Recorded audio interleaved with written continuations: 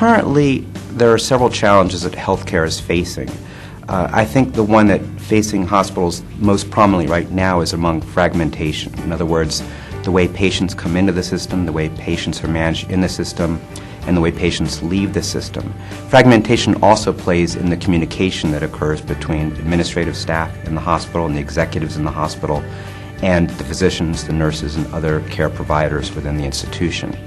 I think Thomson Reuters has analytic resources and a brain trust that can assist hospitals in changing that communication paradigm right now so that there's good communication between the patients and the providers and with the executives and the physicians as they work to improve care for all within the system.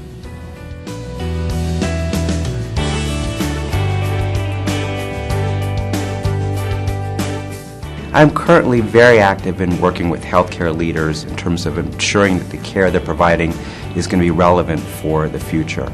A recent board retreat I went to suggested that, frankly, quality equals margin as we move forward, and that they're very keen in understanding what they need to do to move the dot.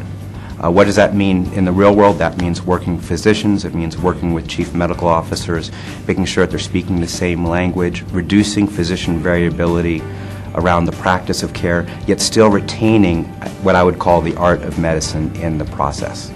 As hospitals are currently understanding the changes that are underway with healthcare reform, a lot of it revolves around value-based purchasing. What does that mean? That means making sure that readmissions process is working smoothly, that there are no, quote, never events occurring in the hospital. So part of what I do is work with the executives, work with the physicians, work with the nurses in understanding why those events are occurring and ultimately ensuring they don't occur as we move forward.